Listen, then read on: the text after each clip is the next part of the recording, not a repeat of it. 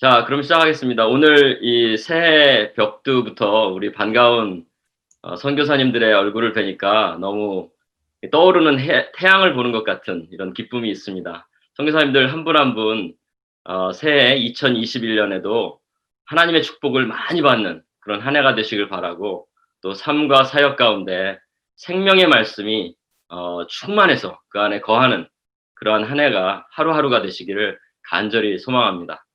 자, 오늘 새해 첫 시간의 주제는 선교지의 타문화 이해와 적응, 복음, 문화, 그리고 선교 전략이라는 좀 다소 복잡한 그런 제목인데요. 한마디로 말하면 문화와 선교, 이렇게 정리할 수 있을 것 같습니다. 문화와 선교.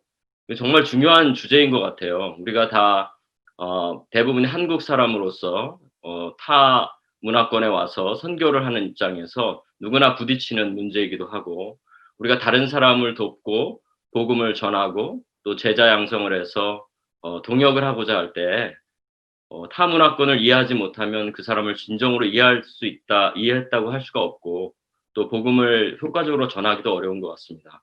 또 나중에 동역자가 됐을 때에도 그 문화를 잘 이해하지 못하면 여러 가지 문제가 생기는 것 같아요. 그래서 그런 여러 측면에서 볼 때 오늘의 주제는 정말 중요한 주제가 아닌가 하는 그런 생각을 해봅니다. 자, 오늘 이 주제를 우리가 같이 토의하기 위해서 아주 또 세 분의 귀한 우리 선교사님들을 초청했습니다.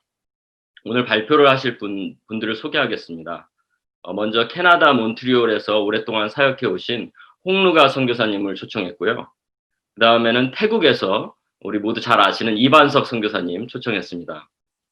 그리고 마지막으로 유럽의 오스트리아에서 한 제임스 선교사님을 또 초청했습니다. 세 분의 발표가 있고, 또 예전과 마찬가지로 우리 제너럴 디렉터이신 윤모세 선교사님께서 카멘트 해주시도록 하겠습니다. 발표를 들으시고 질의응답 시간을 잠깐 갖고요. 그 다음에 분반 토의 시간을 갖도록 하겠습니다. 자, 그러면 모임을 본격적으로 시작하기에 앞서 대표 기도 시간을 갖겠습니다. 오늘 대표 기도는 남아프리카 공화국의 서여호수아 선교사님께서 해주시겠습니다. 은혜로우신 아버지 하나님, 코비드-19 팬데믹 가운데 작년 한 해 저희를 지켜주시고 또 새로운 역사를 섬길 수 있도록 인도하여 주신 것에 감사를 드립니다. 무엇보다도 매이지 않는 살아있는 하나님의 말씀의 역사를 지속적으로 이루어 주심을 감사드립니다. 세계 대표이신 발표해 주실 캐나다 몬트리올의 홍누가 선교사님, 태국의 이반석 선교사님, 오스트리아의 한제임스 선교사님과 함께해 주시고, 또 코멘트 하시는 세계 대표이신 윤모세 선교사님들과 함께해 주셔서 쉽고도 재미있는, 그리고 영감 있는 발표를 잘 섬길 수 있도록 축복해 주시기를 기도합니다.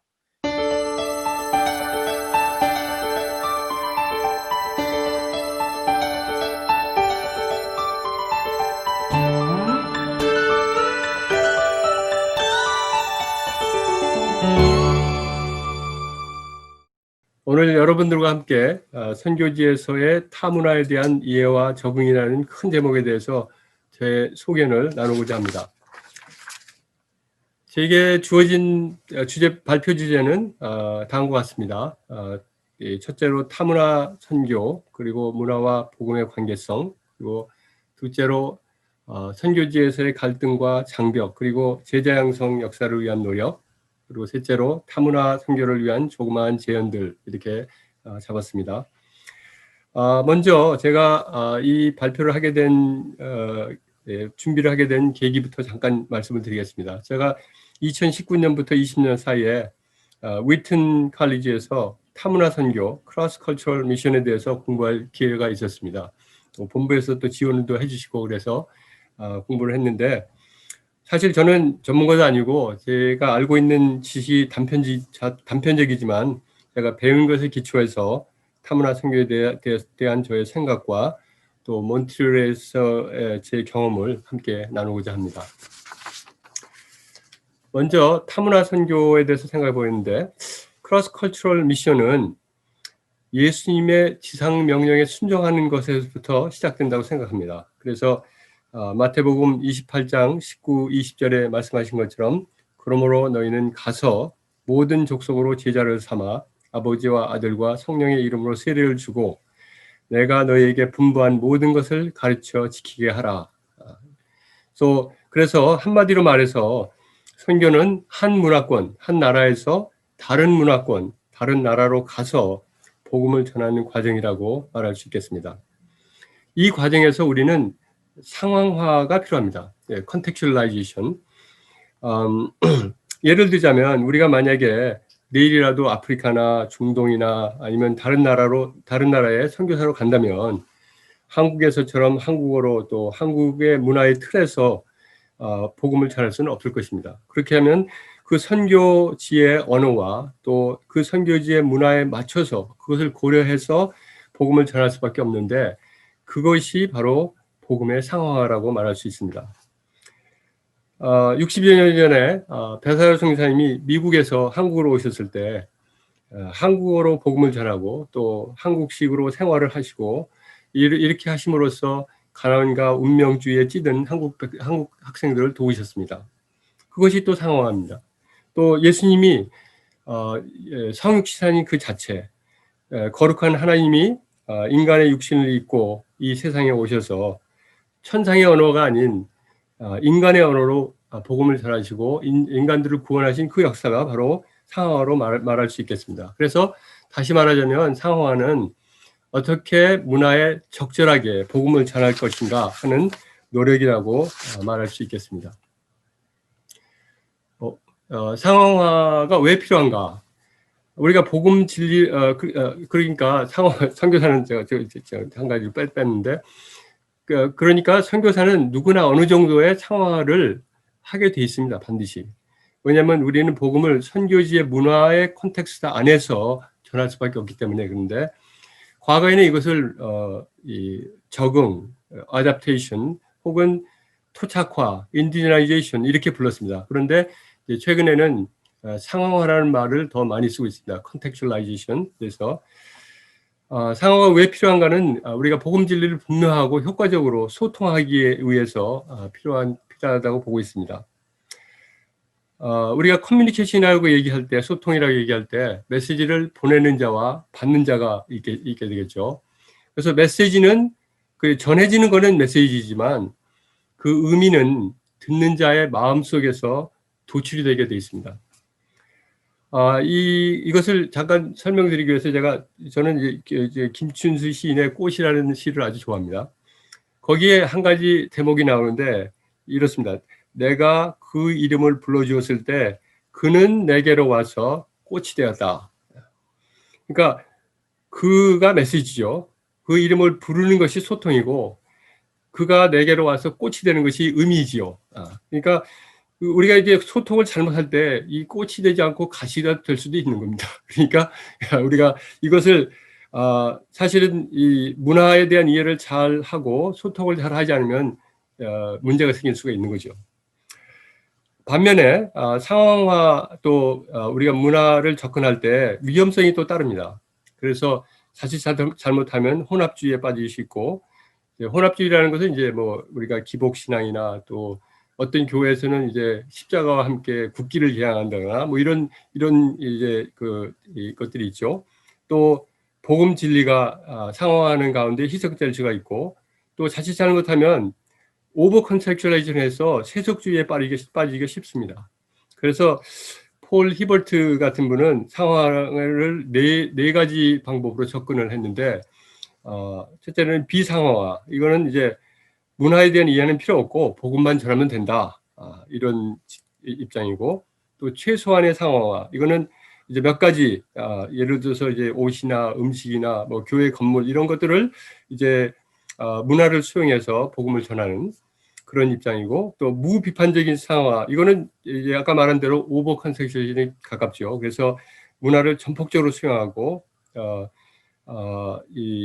복음을 전한다 이렇게 하는 건데 복음이 자칫하면 변질되고 또 진리가 희석되는 세속주의에 빠질 위험성이 큽니다. 이제 마지막으로 비판적인 상황화. 그래서 이제 문화를 복음 진리에 기초해서 비판적으로 받아들이는 겁니다. 그래서 수용할 건 수용하고 버릴 건 버리는 이런 것을 얘기하고 있는데 우리는 아마 비판적인 상황화가 가장 바람직하겠죠. 그래서 상황화는 한마디로 말해서 복음을 듣는 사람들에게 정하고 또 알기 쉽게 전하려는 노력이라고 그렇게 말할 수 있겠습니다. 우리가 복음을 소통하는 데 있어서 메시지 내용은 복음이죠. 복음을 저는 예수님의 인격과 그의 사역 그리고 하나님 나라를 전하는 것이라고 짧게 정의를 하겠습니다. 복음 자체는 영혼 불변한 것이죠. 그렇지만 우리가 복음을 전하는 그 현지 문화나 또 복음을 전하는 방법론은 늘 변할 수 있을 겁니다.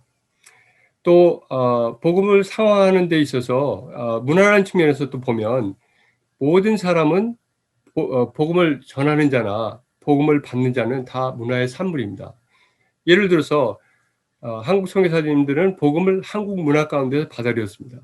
제가 캐나다에 와서 캐나다 학생들은 캐나다 문화에서 자랐습니다. 제가 복음을 한국 문화에서 받은 복음을 캐나다 학생들에게 전하기 위해서 캐나다 문화를 또 이해를 해야 됩니다. 그러니까 이것을 이렇게 볼 때 상황에 있어서는 문화가 아주 중요한 소통의 도구가 됩니다. 그래서 소통이 우리가 복음 전파를 하는데 결정적인 요소이기 때문에 우리가 문화를 이해할 필요성이 있는 거죠. 그 문화에는 저는 문화를 크게 두 가지 요소로 이렇게 나눠봤는데 말과 삶이라고 이렇게 나눴습니다. 말은 우리가 선교지의 현지 언어, 토착 언어를 하는 거죠. 그러니까 우리가 언어를 정복해야 되는 이유가 복음을 전하고 그 양들의 그 인생 문제를 깊이 다뤄야 되기 때문에 말을 잘 해야 될 수밖에 없죠. 또 중요한 것은 우리의 삶입니다. 이게 말씀을 실천하고 또 삶에서 모범을 보이고 또 이제 기본적으로 그 사람들과 문화에 대한 존경 이런 것이 있어야 됩니다. 그래서 어떤 분은 메시지를 70%가 삶이고 30%가 성경 메시지다 이렇게 얘기하는 분도 있는데 예를 들어서 배사라 선생님 예를 다시 들자면 맨 처음에 한국에 오셔서 1년간 열심히 한국어를 공부하시고 한국어가 아주 능통하시죠. 또 실제 생활에서 단칸방에서 사시면서 또 그게 희생적으로 섬기는 삶을 살았고 한국 음식을 먹고 김치도 드시고 그랬는데 나중에 시카고 돌아와서 김치를 본인이 좋아하지 않으셨다고 그러더라고요. 그러니까 이게 그 상황을 위해서 참 노력을 많이 하신 거죠. 그래서 우리가 이걸 볼 때 복음을 잘 전하기 위해서 또 우리가 좋은 컨텍슈얼라이제이션 하기 위해서는 우리가 문화에 대한 이해가 필요하다고 말할 수 있겠습니다. 그러면 문화가 무엇입니까?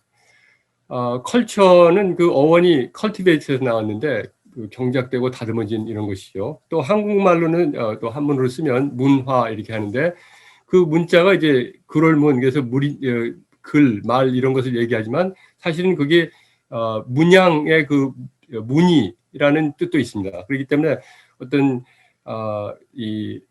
문자화된 것뿐만 아니고 상징성 또 인위적인 인간의 행위들을 이제 통틀어서 문화라고 얘기할 수 있는데 어떤 점에서 너무 방대해서 이 문화의 개념이 너무 방대하기 때문에 딱 꼬집어서 말하기가 어려운데 몇 가지로 정리해서 이제 얘기를 하자면 우리가 한 문화권에서 문화라는 것은 학습된 가정이나 전제라고 얘기할 수 있고 그렇기 때문에 우리가 그냥 배운 거죠. 그래서 논리적이지 않습니다. 또 같은 문화권에서는 그런 현상은 당연하게 받아들이죠. 또 묻지 않아도 되는 겁니다. 예를 들어서 입는 거, 먹는 거, 예를 들어서 이제 또 관습, 한국 같으면 연장자를 존경하는 것은 너무나 당연한 것입니다. 또 인사, 이런 방법이 우리는 고개를 끄덕하고 인사를 하죠. 제가 퀘벡에 처음 왔을 때 이분들은 인사할 때 양쪽 볼에다가 이제 키스를 합니다. 저는 아주 굉장히 불편했어요. 근데 그것이 이 사람들에게 너무나 당연한 겁니다. 또 제가 듣기로는 동남아시아 어느 나라에서는 처음 만나는 손님들한테 진흙을 얼굴에 던져서 묻힌다고 합니다. 그렇게 함으로써 동일감을 느끼는 거죠. 네. 이런 것은 이제 우리가 이제 그 문화권에 살면 당연한 거지만 다른 문화권에서는 굉장히 생경한 그런 것이죠. 그래서 우리가 이렇게 겉으로 드러나는 문화는 사실 세계관이나 가치관이나 인생관, 그 기저에 있는 심층 구조에 있는 이런 것들이 드러난 표층 구조라고 그렇게 얘기를 할 수 있겠습니다. 이제 앞에서 말한 것처럼 이 문화는 굉장히 복잡한 현상이기 때문에 우리가 체계적이고 또 실제적으로 가능하다면 계량 가능한 방법으로 접근해야 된다고 그렇게 보고 있습니다. 그리고 제가 이제 공부를 하는 가운데 이것을 위해서 학문적인 노력이 많이 진행되고 있다는 것을 배웠습니다. 그래서 우리가 자칫 잘못하면 우리가 예를 들어서 우리가 이 북미 문화는 예를 들어서 물질주의다, 유럽 문화는 인본주의다 이런 식으로 단편적으로 이해할 때 자칫 잘못하면 우리가 오해를 하고 또 편견을 초래하는 그런 현상이 일어날 수 있습니다. 그렇기 때문에 우리가 다각적인 측면에서 한 문화를 이해하고 그 문화에 상황화하도록 노력을 해야 되지 않는가 그렇게 생각합니다. 그리고 우리가 복음 진리를 가릴 때 복음 진리는 근본적으로 한 문화의 심층 구조에 호소하게 돼 있습니다. 그래서 그 사람 복음을 받아들이면서 그 사람들의 세계관이 바뀌고 인생관이 바뀌고 가치관이 바뀌어야 됩니다. 문화 충격에 대해서 잠깐 말씀드리겠습니다. 문화 충격은 사실은 타 문화와 접촉할 때 자연히 발생하는 것일 수밖에 없습니다. 또 이건 문화 차이가 있기 때문이죠. 그런데 문화 차이라는 것은 사실 동일 문화권에서도 문화 차이는 존재합니다. 세대 간에도 있고 지역 간에도 있고 집단 간에도 있고 다 있습니다. 근데 이게 우리가 이런 타 문화를 이해하지 못하고 또 자기 문화를 고집할 때 이 문화 충격은 더 심각해질 수 있습니다. 다른 문화를 접할 때 우리가 가끔 왜 저럴까 이런 생각을 하죠. 예를 들어서 저는 캐나다 와서 18살이 되면 자녀들이 다 집에서 나가야 된다. 독립을 해야 됩니다. 그걸 맨 처음에 이제 듣고 또 집에 있어도 렌트를 피하고 그래서 저는 한국인의 눈으로 볼 때는 이 부모들이 너무 인정이 없고 너무 이기적이지 않은가, 왜 저러는가 이런 생각을 하게 됐습니다. 근데 나중에 이해하고 볼 때 이 캐나다 부모님들은 자녀들의 독립심을 키우고 또 책임감을 키우기 위해서 그렇게 하는 것을 봤습니다. 그 사람들이 그렇게 한다고 해서 부모의 사랑이 없는 것이 아니었습니다. 그래서 이게 우리가 왜 저럴까 이렇게 생각하는 자체가 이해로의 첫 걸음이라고 볼 수 있겠습니다. 또 우리가 이제 선교를 하는 것이 문화를 뛰어넘어서 하는 거기 때문에 복음으로 우리가 복음을 통해서 세계관과 가치관이 변해서 그럴 때 한 사람의 진정한 삶의 변화가 있다고 말할 수 있겠습니다. 더 나아가기 전에 제가 문화의 양면성에 대해서 잠깐 말씀을 드리겠습니다. 한 문화를 볼 때 우리가 긍정적인 면, 부정적인 면을 볼 수 있는데 이것을 우리가 문화 자체는 문화이죠. 그렇기 때문에 문화 자체는 중립적이라고 말할 수 있겠지만 우리가 성경 진리편에서 볼 때 어떤 부분의 문화는 긍정적이고 어떤 부분의 문화는 부정적이라고 말할 수 있겠습니다. 예를 들어서 이제 성경 진리에 순응하는 것은 우리가 긍정적으로 받아들일 수 있겠고 또 복음 진리와 상반되고 적대적인 것은 부정적인 측면에서 우리가 볼 수 있겠죠. 특히 기독교권이 아닌 타 종교권의 나라의 문화들은 이런 것을 많이 이제 할 수 있습니다. 제가 좀 한국말이 잘 안 나오는데 이해해 주시기 바랍니다. 상황에 대한 성경적인 예들을 잠깐 살펴보겠습니다. 예수님 아까 말씀드린 것처럼 예수님이 성육신 자체가 예수님이 세상에 상황화했다고 볼 수 있는데 또 예수님의 사역 가운데서 우리가 상황화하는 예를 찾을 수 있는데 요한복음 4장에 이제 사마리아 여인이 나오지 않습니까? 이제 성별의 장벽 또 민족적, 종교적, 문화적인 이런 장벽들을 넘어서 예수님이 사마리아 여인과 대화하고 그 인생의 목마름이라는 근본 문제를 해결했습니다. 또 누가복음 10장에 보면 이제 율법사 이분은 유대 율법에 정통한 분이죠. 그랬을 때 이제 유대 율법에 기초해서 도와주셨습니다. 영생을 대해서 물으니까 성경에는 뭐라고 써 있냐? 하나님을 사랑하고 이웃을 사랑해야 됩니다. 그럼 그렇게 해라. 그러니 이제 자기를 변명하기 위해서 그럼 내 이웃은 누굽니까? 그러니 이제 예수님은 선한 사마리아 예를 들어서 자세히 설명했습니다. 이렇게 해서 이 복음을 그 율법 사이에 상황화했다고 말할 수 있겠습니다. 예수님이 이와 같이 상황화를 통해서 근본적인 인간의 인생 문제를 접근하고 또 해결하신 것을 볼 수 있습니다.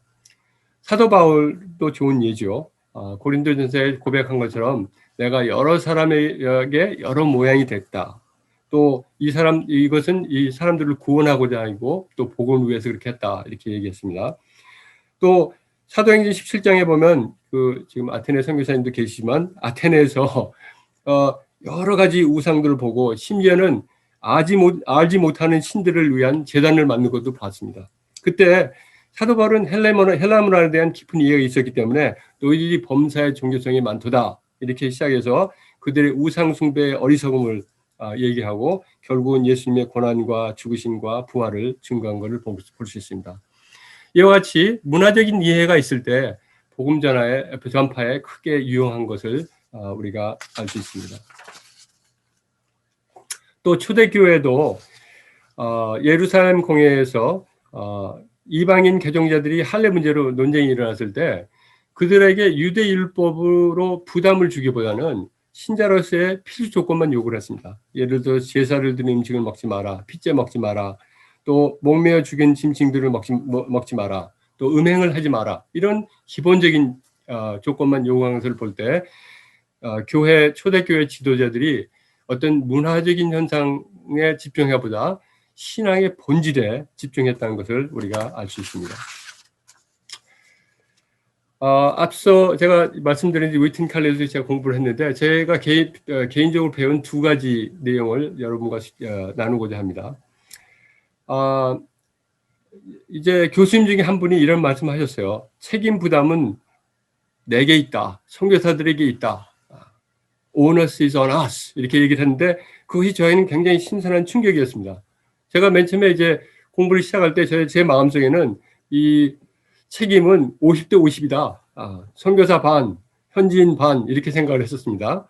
근데 공부를 하는 과정에서 또 예수님의 성육신의 진리와 또 겸손과 이런 것을 생각하고 또 우리가 존경하고 희생하는 자세 이런 것들을 이제 계속해서 공부하는 가운데 배우는 가운데 제가 이 과정은 일생 동안 제가 힘써야 배워야 될 것이 아닌가 이렇게 생각하게 되었습니다. 또 한 가지는 이 공부하는 과정에서 여러 가지 케이스 스터디를 했습니다. 근데 이 케이스 스터디를 그냥 한 번 읽고 끝나는 것이 아니고 한 케이스를 가지고 다각적인 방면에서 접근하고 이해하고자 노력하는 굉장히 그것이 저에게는 굉장히 감명이 깊었습니다. 그래서 이와 같이 함으로써 우리가 다른 사람들과 문화에 대한 선입견을 버리고 인내와 겸손과 이런 것을 배워야 된다. 일생 동안 우리가 배우는 마음을 가져야 되겠다. 이런 것을 제가 배우게 되었습니다.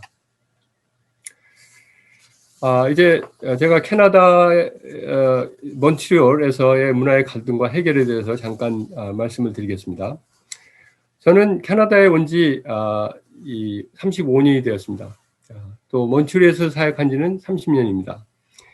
제가 몬트리올에 오기 전에 있었던 선교지에서는 저희가 한국에서 했던 것처럼 공동생활을 했습니다. 거의 집단 생활을 했습니다. 또 자매 선교사님들은 옷도 유니폼처럼 입고 심지어는 머리 스타일도 비슷했습니다. 이것을 우리는 한국 선교사의 정체성을 지키는 것으로 여기고 우리 깊이 생각하지 않고 이렇게 생활을 했습니다. 그러나 캐나다 사회 또 특히 캠퍼스에서는 이런 우리의 생활 방식이 너무나 눈에 띄고 이질적인 것, 거의 이단적인 것으로 인식이 되었습니다. 또 우리의 관계성에 있어서 디렉터와 선교 동역자의 관계가 물론 동역자로 불렸지만 동역보다는 상하 관계, 상명, 하복 이런 관계가 형성이 되었습니다. 이것이 우리 현지 학생을 도울 때도 자연히 스며들어서 목자, 양, 선교사, 목자 이런 상하 관계의 한국적인 문화가 의도치 않게 접목되는 것이 있었습니다.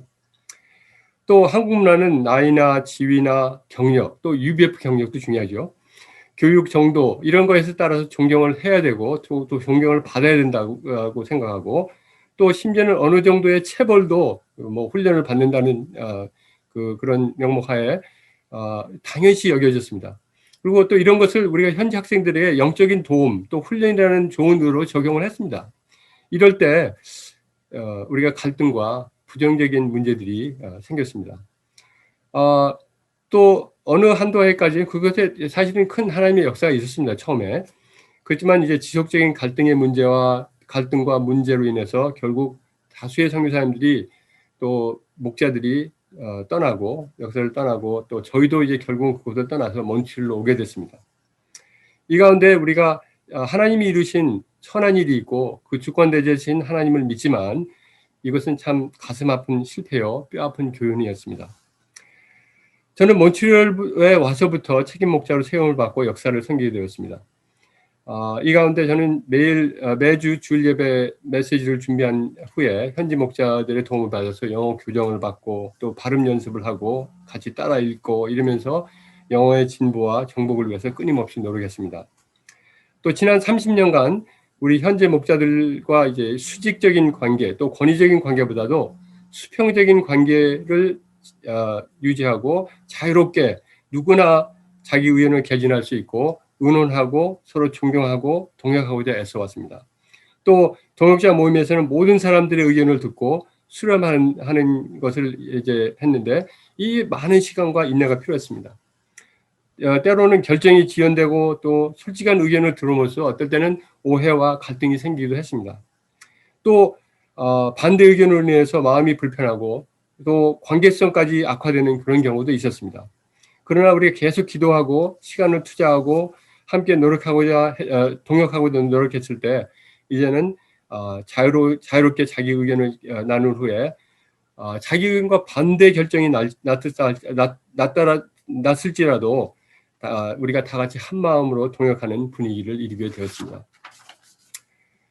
우리가 현지 목자의 말을 빌리자면 선교사들이 물론 이제 우리를 그들의 성경 선생이요 멘토로 인정을 하지만 그들이 선교사들이 자기 위에 있고 자기들은 선교사 아래에 있는 것으로 이렇게 여기고 또 그런 것에 굉장히 부담을 많이 느꼈습니다. 그래서 그들은 사실은 자기들을 동역자를 인정해주고 또 존경해주기를 원한다고 했습니다. 그래서 우리는 이제 호칭 타이틀도 다 띄고 그래서 선교사, 목자, 양 이런 것도 없애고 그냥 이름을 부기로 결정을 했습니다. 또 이렇게 이름 타이틀 없이 이름을 부르는 것이 우리 선교사의 정체성을 흐린다거나 또 존경 없이 무시하는 것이 아니라는 것을 결국 깨닫게 되었습니다. 우리가 현지 학생들이 이와 같이 꾸준하게 선교 공부를 하고 또 주일 예배를 참석하고 또 공동생활을 하고 제자훈련을 받는 가운데 결국 그 사람들의 가치관과 세계관과 세계관이 복음적으로 변화되었습니다. 이때 또 하나님의 때에 믿음의 가정을 이루고 복음의 동역자로 성장하게 되었습니다. 또 하나님의 은혜로 현지 목사들과는 복음의 동역자요 또 인생의 친구로 지난 30년 동안 30년이 넘게 동역을 하고 있습니다. 심지어는 몇몇 선교사들이 사명을 떠났을 때도 믿음의 중심을 지키고 역사의 주인들로 남게 되었습니다. 저는 2013년에 리더십을 내려놓고 2014년부터 현지 목자들이 리더십을 계승해서 몬트리올 역사를 섬기고 있습니다. 저희 역사는 현지 목자들이 파스토요, 엘더, 목사직과 장로직을 다 맡아서 섬기고 있습니다. 그리고 선교사들은 주로 서포트 역할을 하고 있고 하면서 역사를 섬기고 있습니다. 현재로는 6 현지 목자 가정과 4 선교사 가정이 동역하고 있고 주일 예배는 약 50에서 60명 사이가 오고 있습니다. 저희 몬트리올 역사는 부족하지만 현지 목자와 선교사들이 조화롭게 동역하는 분위기라고 말할 수 있습니다. 이것은 우리가 갈등이나 문제가 없어졌다는 것이 아닙니다. 지금도 우리가 부딪히고 있고 서로 배우고 있습니다. 그러나 우리가 문제가 생겼을 때 우리는 쌍방의 얘기를 듣고 중재해 줄 수 있는 채널을 지금 마련하고 그리고 이제 문제를 해결하고자 계속해서 노력을 하고 있습니다. 또 몬트리올은 불어권이라 저희가 영어를 정복한 후에 또 불어를 다시 배워야 하는 이중 언어의 부담이 있었습니다. 그래서 평신도 선교사로서 직업을 찾고자 할 때도 영어와 불어를 동시에 다 잘해야 됩니다. 그래서 불어 때문에 특히 이게 쉽지 않습니다. 그러나 저희는 불어 영어 동시 통역 예배를 보면서 계속해서 불어를 공부하고 불어권, 영어권, 복음 역사를 섬기고자 기도하고 있습니다. 또 퀘벡이 불어권이기 때문에 불어권 세계 선교 역사에도 동참하고 있습니다. 이제 마지막으로 제가 UBF 선교사를 위한 조그만 제언을 하고 마치고자 합니다. 첫 번째는 선교사 교육에 대한 것입니다. 사실 저는 선교사 훈련을 받았지만 거의 모든 것을 저는 선교지에서 배웠다고 생각이 됩니다. 그래서 할 수 있으면 처음부터 선교사 준비 과정에서 선교지의 문화나 언어에 대한 좀 더 심도 있는 실제적인 도움이 필요하지 않는가 이렇게 생각이 됐습니다. 그렇게 함으로써 우리가 불필요한 실수로 인해서 갈등이나 상처, 이런 가슴 아픔 이런 것을 피할 수 있지 않을까 생각합니다. 또 은퇴하신 선교사님들의 역할을 좀 생각하게 됐는데 물론 실버 미션을 가는 것도 아주 의미 있고 중요한 일입니다. 하지만 혹시 차세대 선교수 후보들을 위해서 문화교육이나 언어교육에 힘쓸 수 있지 않을까 이렇게 생각이 됩니다. 그렇게 함으로써 우리가 각자의 선교지에서 쌓은 사역 경험과 또 전문성 이런 것들을 전달 계승할 수 있을 것이라고 봅니다.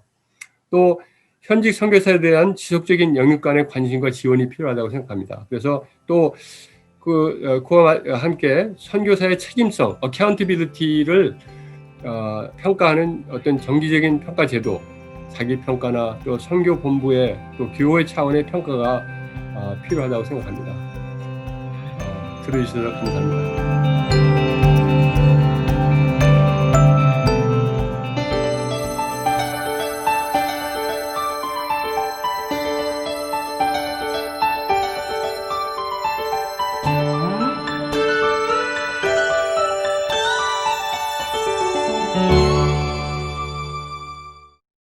안녕하십니까.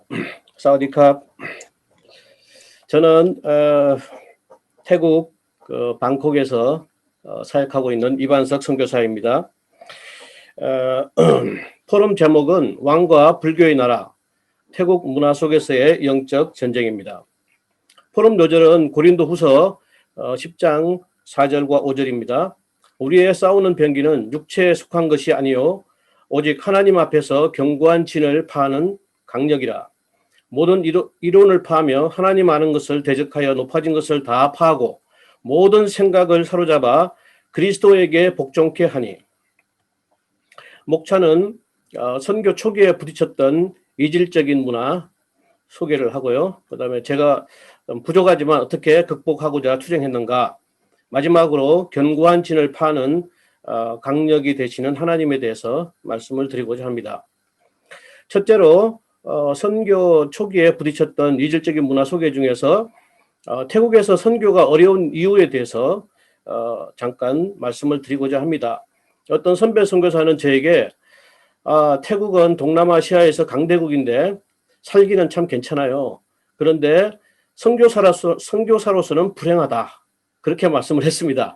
그 이유는 190년 개신교 복음 전파 역사가 있고 세계적으로 많은 선교사들이 와서 복음을 전하고 있지만 현재까지 0.5%의 복음화율을 기록하고 있습니다. 저는 이것을 분석할 때 이유가 무엇인가, 뿌리 깊은 소승불교와 우상숭배, 그리고 왕숭배 문화, 그리고 복음화되기 힘든 태국 국민성에 있다고 진단을 했습니다. 태국의 국기를 보면은 파란색이 청색, 이것은 국왕을 상징하고요. 양쪽에 흰색은 불교입니다. 그리고 빨간색은 국민을 나타내고 있습니다. 겉모습만 보면은 태국은 이렇습니다. 찬란한 불교 문화를 꽃피운 나라입니다. 맨 왼쪽의 사진은 에메랄드 사원입니다. 그리고 가운데에 있는 것은 새벽 사원 왓 아룬이라고 하고요. 오른쪽에 있는 사원은 왓포라고 해서 와불상, 거대한 황금으로 되어 있는데 옛날에 그 호세안 선교사님과 마리아 안 선교사님이 태국에 오셨을 때 모시고 가서 이렇게 감상을 했습니다. 보통 불상이 앉아서 돌을 닦는데 이 태국 스타일은 누워 있습니다. 그래서 태국 사람들은 이렇게 아주 편하고 편리한 것을 추구하는 그러한 국민성에 맞춘 그런 와불상이라고 볼 수 있겠습니다. 둘째는 그 왕정의 르네상스 시대를 연 구대왕입니다. 그래서 대체적으로 요즘에는 왕정이 다 쇠퇴하는 분위기고 공화정으로 바뀌고 있지 않습니까? 그런데 태국은 지난 70년간 이 왕정이 꽃을 피우고 있는 나라입니다. 그래서 유독 태국만 왕이 존경을 받고 그 권력이 비대한 가운데 있습니다. 만약에 조금이라도 왕을 비방하면은 최고형 15년까지 징역살이를 해야 됩니다. 세 번째로 태국은 미소의 나라입니다. 그래서 사람들이 되게 온화하고 친절하고 아주 그 평화를 사랑하는 민족이에요. 그리고 관광 대국입니다. 그래서 그 랜드 오브 스마일, 여기서 제 딸, 둘째 딸의 이름을, 둘째 딸이 사진에 있는 딸이 제 둘째 딸인데요. 미소입니다. 이미소. 그래서 태국은 랜드 오브 스마일입니다.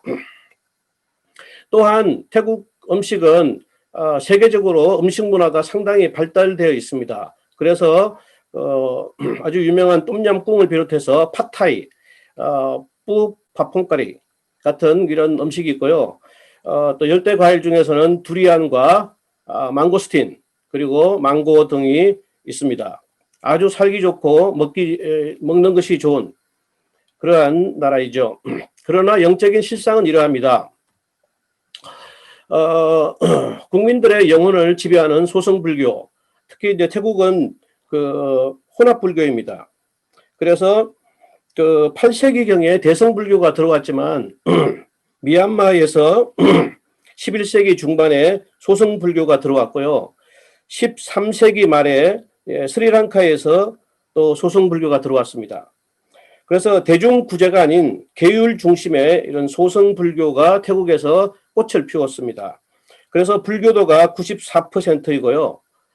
기륭 화복을 모두 절에 가서 중과 상의하고 조언을 받습니다. 태국은 중이 목자입니다. 그리고 국가나 사이의 중요한 행사에서 중이 항상 초대를 받아서 이렇게 축복하고 장시간의 연부를 외웁니다. 무엇보다도 심각한 것은 태국 남자들은 모두 일생에 한 번씩 꼭 출가를 해서 오른쪽에 있는 사진과 같이 다 이렇게 3개월 정도 또 짧게는 일주일 이렇게 꼭 출가를 해서 중이 돼야 됩니다. 그리고 또 이제 왼쪽에 보는 것처럼 매일 아침에 중이 걸어가면은 이렇게 시주를 하는 것이 일상적인 태국의 불교 문화입니다. 또한 힌두교 불교 정령 숭배에서 발생된 이러한 문화가 있는데 로이크라통 행사라고 해서 이렇게 배를 띄우는 행사가 있고요. 또 연등을 날리는 그런 행사가 있습니다. 또한 송크란이라고 해서 이런 태국의 설날인데요. 이때는 모든 백화점에 이렇게 불상을 세워놓고 불상에다가 물을 뿌리고 또 사람들끼리도 물을 뿌리는 그러한 그 송크란 물 뿌리기 행사도 사실은 이런 그 불교 문화에서 또 우상 숭배 문화에서 파생이 되었습니다. 그래서 이런 문화에 대한 자세를 어떻게 대응을 할 것인가. 인사할 때 합장하는 거 있지 않습니까? 사우디캅. 이것을 꼭 해야 돼요. 왜냐하면은 그 양이 사우디캅 하고 이렇게 하는데 그 불교 거라서 이게 안 된다. 이렇게 하면은 이게 우선 소통이 안 되고 태국 사람을 도울 수가 없습니다. 그래서 저는 그 인사를 꼭 받아줍니다. 그리고 이제 태국 사람들은 덥기 때문인지 몰라도 옷을 매일 갈아입는 문화가 있어요. 그래서 한국 사람들처럼 어제 입었던 옷 오늘 입으면은 이 사람들이 아주 싫어하고 이방인 취급을 합니다. 그래서 꼭 태국 사람들처럼 옷을 매일 갈아입어야 돼요. 그러나 이제 그 종교와 관련된 행사, 불교와 관련된 행사, 로이크라통이라든가 송크란, 조금 전에 보신 그 사진과 같은 것은 개인적으로는 지지하지 않습니다. 그러나 뭐 양들에게 뭐 하지 말라 이렇게 말하진 않아요. 왜냐하면은 스스로 복음 신앙이 생기면은 알아서 끊습니다. 그리고 이제 그 왕에 대해서 말씀을 드리면 70년간 아마 그 최근에 돌아가셨지만은 가장 오랫동안 왕위를 지키고 있던 왕이었죠. 그래서 태국 사람들의 마음을 다 앗아갔어요. 그래서 8시 뉴스가 되면은 왕의 동정에 대해서 얘기하고 왕이 없으면 우리나라는 없다. 또 뭐 왕의 그 훈시 이런 것을 매일 틀어줘서 한 번은 이제 제가 목자에게 메시지를 쓰도록 이렇게 했는데 그 메시지를 이 사람이 쓰면은 왕 얘기가 꼭 나와요. 무슨 주제든지 왕 얘기가 나옵니다. 그만큼 그 골수의 왕에 대한 그 존경이 있기 때문에 그것을 빼내기가 참 어렵습니다. 그리고 이제 그 초기 국민성과 또 태국어 말하기가 어려웠는데요. 특히 이제 태국 국민성은 뭐 태국 사람들이 훌륭한 점이 많지만은 복음이 들어가기 힘든 부분이 있어요. 가장 큰 것 중에 하나가 잘못을 인정하지 않는 것, 그리고 은혜를 베풀어주면 감사하지 않고 그것을 특권으로 여기고 또 은혜를 베푸는 사람을 좀 이렇게 이상하게 보는 그런 게 있습니다. 그리고 또 속내를 드러내지 않는 것을 미덕으로 여기고요. 또 운명주의가 있고 또 정욕 문제가 있습니다. 특히 이제 태국 방콕은 정욕 문제가 상당히 심각한 그러한 도시입니다. 그래서 에이즈도 많고요. 까트이라고 해서 남자가 여장처럼 하고 있는데 이것은 내가 굉장히 싫어하기 때문에 저주를 많이 했습니다. 그래서 지금은 이제 그 까트이는 많이 줄어들고 있는데 그에 비해서 톰보이는 지금 많이 늘어나고 있어요. 톰보이는 이제 여자가 이 남장을 해가지고 남자처럼 행동하는 그러한 이제 이런 국민성이 복음이 들어가는데 큰 장애가 되고 있습니다. 또한 태국어도 지금 제가 28년째 태국어를 공부하고 있지만은 태국어 정복이 너무나 힘들어요. 왜냐하면은 성조가 다르면 완전히 의미가 달라집니다. 그래서 우리나라 말로 카우인데 이것이 예를 들어서 카우 하면 그 사람이고요. 카우 그러면 쌀이고요. 카우 하면 뉴스고요. 카우 하면 들어가다고 카우 그러면 희다는 것입니다. 그래서 이 발음이 정확하지 않으면은 태국 사람이 알아듣지를 못합니다. 그래서 이 태국어 공부도 끝이 없이 계속해서 투쟁해야 될 하나의 제목이라고 할 수 있습니다. 그래서 이제 이 파트에서 제가 어떻게 그러면 이런 우상 숭배와 결합된 혼합 불교 문화와 이렇게 극복했는가 그런 사례를 보면은 이 바울이 에덴에서 그 맨 처음 느꼈던 감정은 뭐냐면은 영적 분노였습니다. 그래서 저도 이제 태국에 와서 사람들이 우상을 보면서 절하는 것을 보고 굉장한 영적 분노를 느꼈어요. 그래서 차 안에서 우리 애들도 있는데 언제든지 그 우상을 보면은 3번 복창을 했습니다. 우상아 무너지라! 우상아 무너지라! 우상아 무너지라! 이렇게 저희 아이들과 함께 기도하는 심정으로 우상아 무너지라 이렇게 했고 그 다음에 이제 성경 공부를 계속하면서 하나님이 가장 싫어하시는 것이 우상 숭배임을 때마다 강조를 했습니다. 왜냐하면은 리더가 있더라도 또 양이 있더라도 그 주위의 가족들은 모두 우상 숭배자들입니다. 그래서 그들을 돕기 위해서는 우상 숭배가 얼마나 큰 죄인가를 때마다 이렇게 강조를 해야 됩니다. 그리고 이제 제가 팬데믹으로 인해서 작년에 6월부터 방송 선교를 통해서 상당히 도전적으로 우상 숭배가 가장 큰 죄악임을 지금 전하고 있어요. 그래서 특별히 그 방송 있죠. 왜 우리는 우상 숭배를 절대로 하면 안 되는가? 이것이 어제 보니까 한 440여 회 조회수를 기록하고 있는데 아직까지 굿뉴스 TV 유튜브 구독하지 않은 분들은 꼭 구독을 부탁드립니다. 두 번째 왕에 대해서는 섬기러 오신 예수님 그리고 나의 죄를 위해서 죽으신 예수님이 진정한 왕이시다. 그래서 섬김만 받는 태국 왕이나 중은 진정한 왕이 될 수 없다. 그래서 진정한 왕은 킹 오브 킹스는 예수님이다. 이걸 때마다 강조를 하고 있습니다. 그리고 태국 양들을 어떻게 도울 것인가? 이들이 자기의 잘못을 인정하지 않고 그래서 소감을 쓰게 해서 돕기는 참 힘들었는데 어쨌든 계속해서 기도하는 가운데 소감을 쓰고 회개하도록 돕는 수밖에 없었습니다. 그래서 이제 땀폴루가 옴폴린 목자들이 이제 오면서 소감을 통해서 회개하는 역사가 일어나기 시작했습니다. 그리고 때마다 종용 문제가 얼마나 심각한 제 문제인가 틈나는 대로 메시지와 말씀 공부로 돕고 있습니다. 3파트 견고한 진을 파는 병기로 훈련하신 하나님에 대해서 잠깐 간증을 하겠습니다. 저는 불신 가정의 6대 독자로 태어났습니다. 그래서 굉장히 연약하게 자랐는데요. 고1 때 인생의 허무함을 느끼고 특별히 이제 고2 때 아버지께서 대순진리회라는 그런 종교단체에 가입하시고 저희 가족들에게 굉장히 내적 고통을 많이 줬습니다. 강제로 주문을 외우게 하고 그러면서 저희 아버지께서 진리란 무엇인가 굉장히 고민을 하시면서 대순진리에 들어가셨어요. 근데 어쨌든 저는 이제 82년에 육사에 입교했다가 1년 만에 퇴교되고 거기서 이제 육적인 훈련을 많이 받았습니다. 그리고 84년에 대학교 1학년 때 정령 문제 또 인생 문제로 방황하던 중에 피싱이 되었습니다. 그때 그 목자님이 주신 말씀이 진리가 너희를 자유케 하리라. 이것이 저의 인생 요절이 되었습니다. 그리고 86년에 아버지여 저희를 사하여 주옵소서. 자기의 하는 것을 알지 못함이니이다. 나의 죄를 위해서 기도하신 예수님을 인격적으로 만나고 인생을 주님께 드리고자 결단하고 그 이후로부터는 이제 학교 공부는 좀 뒷전으로 미루고 열심히 헌신적인 학생 목자 생활을 하고 그 이후에 또 풀타임 목자 생활을 하였습니다. 그리고 1993년에 믿음의 여인, 철의 여인이라고 하기도 하는데요. 데보라 동역자와 선교 과정을 이루고 태국으로 파송이 되었습니다. 그래서 제가 이 데보라 안에 동역자만 잘 영접하고 감당할 수 있으면 어떤 어려움도 극복할 수 있기 때문에 하나님께서 이런 선교 과정을 이루셨음을 믿습니다. 멀고도 험한 이런 그 정말 태국의 선교 역사, 정말 견고한 사탄의 진이었습니다. 그래서 제가 93년부터 98년까지 열심히 투쟁을 한다고 했지만 남는 양이 하나도 없었어요.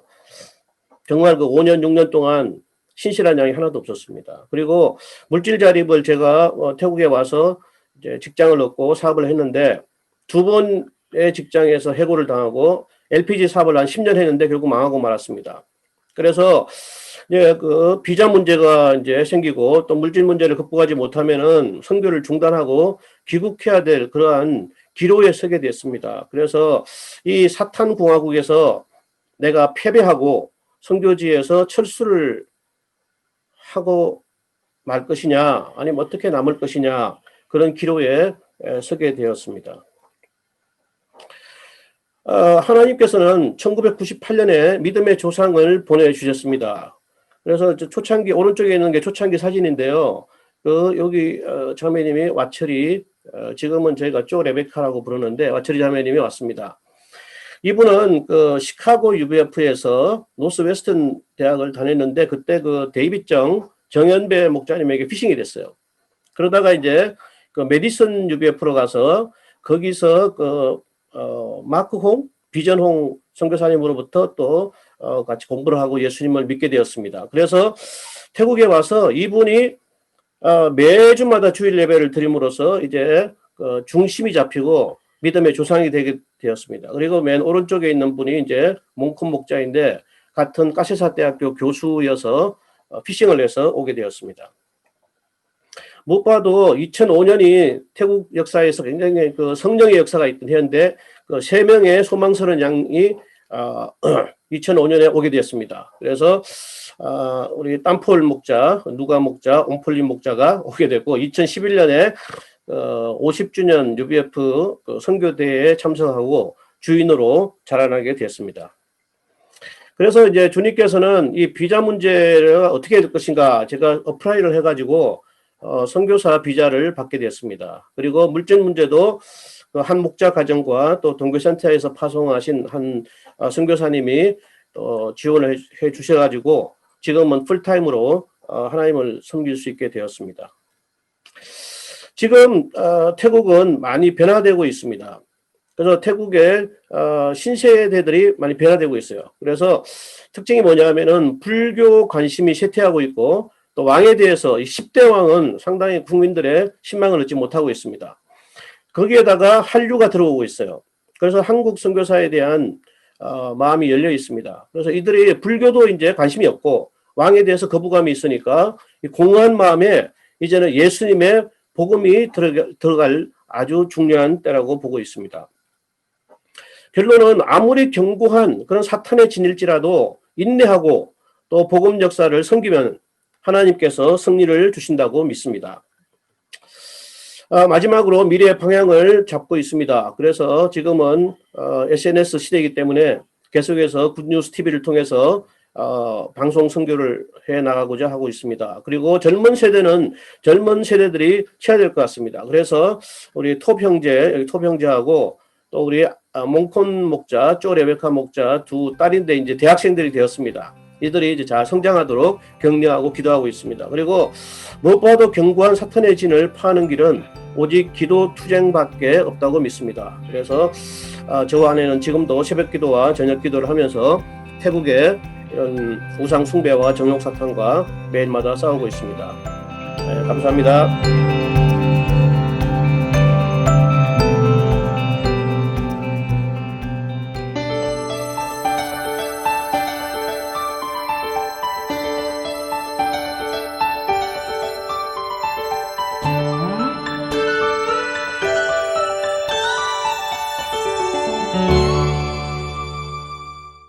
안녕하세요. 해피 뉴 이어. 저는 오스트리아 한제임스 선교사입니다. 저는 유럽 문화의 중심지인 오스트리아에서 복음 역사를 섬기고 있습니다. 이 시간 저는 문화와 복음이란 주제로 오스트리아 문화 속에서의 복음 역사를 선후배 선교사님들, 한국에 계신 목자님들과 나누고자 합니다. 제 발표의 제목은 오스트리아 문화 이해와 적응입니다. 포럼 발표 요절은 마태복음 6장 10절로 잡았습니다. 나라가 임하옵시며 뜻이 하늘에서 이루어진 것 같이 땅에서도 이루어지리이다. 제 발표의 목차는 다음과 같습니다. 한국에서 파송된 선교사의 모습, 또 오스트리아 문화 이해, 현지 문화 적응을 통한 복음 사역, 마지막으로 타문화 복음 사역을 위한 선교 전략을 말씀드리고자 합니다. 먼저 제가 어떤 가운데서 오스트리아 선교사로 파송되었는가 말씀드리고자 합니다. 저는 67년 충북 단양에서 태어났습니다. 86년 단국대학교 재래공학과에 입학하였고 1년 후 변산 여름수양에서 하나님의 사람으로 회심하였습니다. 92년 26세의 나이로 군입대하였습니다. 하나님은 저를 타문화 선교사로 사용하시고자 미군 부대에서 좋은 훈련 프로그램을 갖고 계셨습니다. 저는 미군들과 함께 전차병으로 복무하며 성공적인 복음 사역을 감당하기 위해 타 문화를 잘 이해함을 배웠습니다. 하나님은 95년 저와 한사라 동역자를 먼저 독일에 보내셨고 2년 후 오스트리아 선교사로 보내셨습니다. 97년 오스트리아에 도착한 저의 모습은 보잘것없었습니다. 현지 독일어의 실력은 오스트리아 유치원생 수준도 미치지 못하였습니다. 오스트리아 문화에 대한 이해가 전무하였습니다. 다만 사운드 오브 뮤직 영화를 통해 조금 알고 있을 뿐이었습니다. 그때 저희 모습은 복음신앙으로 충만하여 마치 용감무쌍하게 풍차로 달려가는 돈키호테와 같았습니다. 개척 초기에 저희에게는 오스트리아는 우리의 밥이다라는 갈렙 장군의 믿음이 있었습니다. 그러나 실제 당시 저의 모습은 오스트리아인들의 밥이었습니다. 사실 개척 초기 저희 선교사들은 학생 선교사로 왔기 때문에 가난하였습니다. 학생 기숙사에서 최저 생활비로 살았습니다. 가끔 구호단체로부터 지원을 받기도 하였습니다. 초기 선교사의 모습은 도움을 주러 온 자가 아니라 도움을 받으러 온 자였습니다. 제가 발을 들여놓은 오스트리아는 찬란한 문화가 있는 나라였습니다. 대부분의 선교사님들, 목자님들이 사운드 오브 뮤직을 통해 오스트리아 문화를 조금 접하였을 것입니다. 코로나 이전에는 세계 여행 붐이 있어 오스트리아를 방문하신 분도 계실 것입니다. 몇 해 전 파리 UBF에서 선교사님들이 비엔나를 방문하였는데 선교사님들은 비엔나가 파리보다 예술적이고 깨끗하다고 하셔서 기분이 좋았습니다. 오스트리아에는 아름다운 알프스를 배경으로 한 자연이 있습니다. 저희가 잘 익히 아는 유명한 음악가들이 이 나라에서 태어났고 활동하였습니다. 오스트리아 빈소년 합창단의 아름다운 합창을 들어보셨습니까? 미술가로서 에곤 슐레, 구스타프 크림트 등이 있습니다. 훈더트 바서와 오토 바그너를 위시한 건축가들의 나라입니다. 정신분석학의 아버지 지그문트 프로이트, 노벨 물리학상 수상자 슈레딩어의 나라요. 다수의 노벨상 수상자들을 배출한 나라입니다. 국제외교를 잘해 유엔기구들과 오펙을 유치해 국제정치에 영향력을 또한 미치고 있습니다. 오스트리아 사람들은 자신들의 문화에 대한 자긍심이 매우 강합니다. 그래서 요즘 전 세계적으로 K-POP 스타들이 젊은이의 마음을 흔들고 있지만 오스트리아 사람들은 예외인 것 같습니다. 그러나 외적인 화려한 문화 뒤에 오스트리아 사람들은 그들의 삶에 하나님이 없으므로 범사에 불만이 많고 또 외로워합니다. 하나님이 없이도 살 수 있다는 또 인본주의의 교만에 사로잡혀 있습니다. 저에게 중요한 것은 오스트리아의 영적인 문화일 것입니다. 오스트리아는 500년 전통의 가톨릭 국가입니다. 제가 97년 오스트리아에 왔을 때 90% 이상이 가톨릭 신자였습니다. 지금은 59% 정도로 낮아지긴 했지만 가톨릭의 문화가 사회에 지대한 영향력을 미치고 있습니다. 웬만한 오스트리아 학생들은 고등학교까지 종교 시간에 가톨릭 시간을 배우고 있습니다.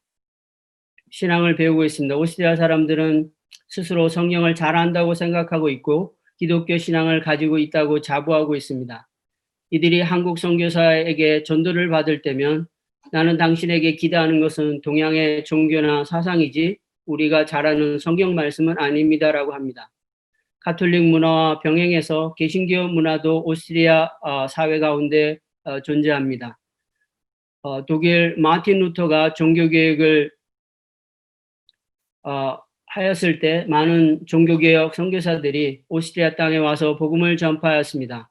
당시에 30% 이상의 개신교 신자들이 있었다고 합니다. 그러나 합스부르크 왕가가 가톨릭 교회를 신봉하며 개신교를 적극적으로 비판함으로 개신교 신자들의 숫자는 급격히 감소하였습니다. 2019년 기준 개신교 신자는 대략 3.4% 정도입니다. 그러나 자생적인 오스트리아 개신교 신자들, 독일에서 온 목회자들, 미국에서 온 선교사들을 중심으로 복음주의 교회들이 복음 역사를 섬기고 있습니다. 2019년에는 오스트리아에 드디어 복음 라디오 방송이 설립되어 복음이 디지털을 통해 전해지고 있습니다. 대부분의 오스트리아인들은 문서상으로 가톨릭 신자이지만 실제적으로 가톨릭 문화만 가지고 살 뿐이고 개인 신앙은 없습니다. 더욱이 인본주의의 문화의 영향을 받은 무신론자들이 생겨나서 기독교 신앙에 대한 강한 반감을 가지고 있기도 합니다. 다음은 제가 어떻게 오스트리아 문화에 적응해가며 복음 사역을 감당하였는가 말씀드리고자 합니다. 요한복음 4장 7절 사마리아 여자 한 사람이 물을 길러 왔음에 예수께서 물을 좀 달라 하시니 이 말씀은 어떻게 우리가 타 문화에서 복음 사역을 감당할 수 있는가 영적인 지혜를 줍니다. 예수님은 유대인들이 금기시하던 사마리아 땅에 오셔서 사마리아 여인과 대화하셨습니다. 예수님은 그녀에게 구원의 복음을 전하셨습니다.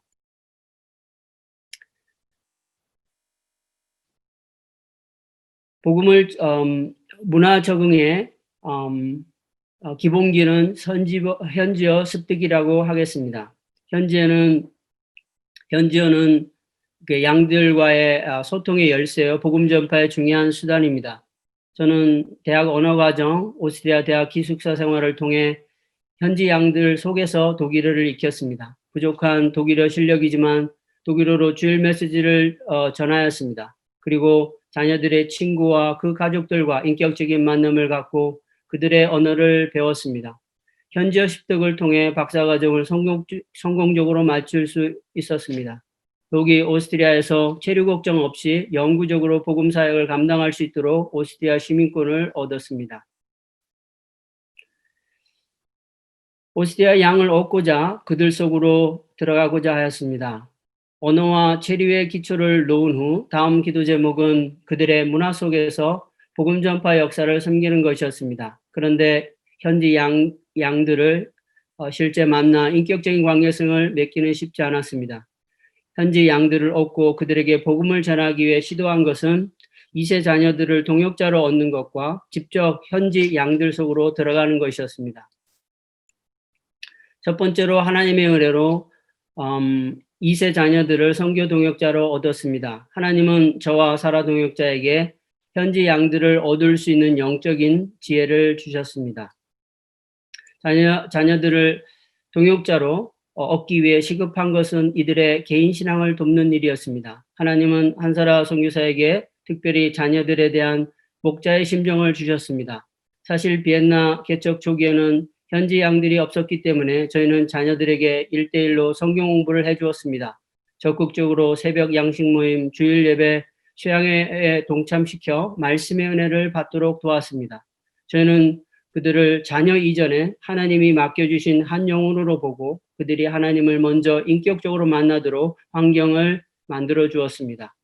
그것의 첫 열매로 첫째 딸 한리디아가 고등학교 같은 반 친구들을 자연스럽게 성경학교에 초대하였고 학교에서 말씀으로 친구들의 영적인 상담자 역할을 해주었습니다. 다른 2세 자녀들도 그들의 친구들을 저희 모임에 인도하였습니다. 저희 2세들은 선교 역사에 천군 만마와 같은 동역자가 되었습니다. 이들은 오스트리아에서 태어나 자라서 오스트리아인들을 잘 이해합니다. 이들에게는 오스트리아 양들과의 문화적인 갭이 적습니다. 둘째로 현지 자비랑을 통해 직접 양들에게 다가갔습니다. 오스트리아 삶의 현장에서 선교의 대상은 누구인가? 라는 질문을 던져봅니다. 오스트리아 선교사에게 오스트리아인들, 대학생들만이 복음전도 대상일까요? 예수님은 유대인들이 상종하지 않은 사마리아 여인을 만나시고 그녀의 영혼의 목마름을 해결해 주셨습니다. 저는 오스트리아에서 복음 사역을 감당하며 선교 대상을 현지에 있는 모든 사람으로 삼았습니다. 그들은 예를 들면 자녀들의 부모들이었고 같은 건물에 사는 이웃들, 아이들을 사랑해주는 이웃집 할머니, 외국인 출신 학생들, 한국 유학생들, 한국에서 온 빈소년 합창단 아이들과 그들의 가족들이었습니다. 이들을 통해 정신과 전문의 의사 가족을, 인도 출신 박사과정 학생을, 한국에서 파견된 박사과정 학생을, 한국인 출신 빈소년 합창단 아이들과 그들의 부모들을 양들로 얻을 수 있었습니다.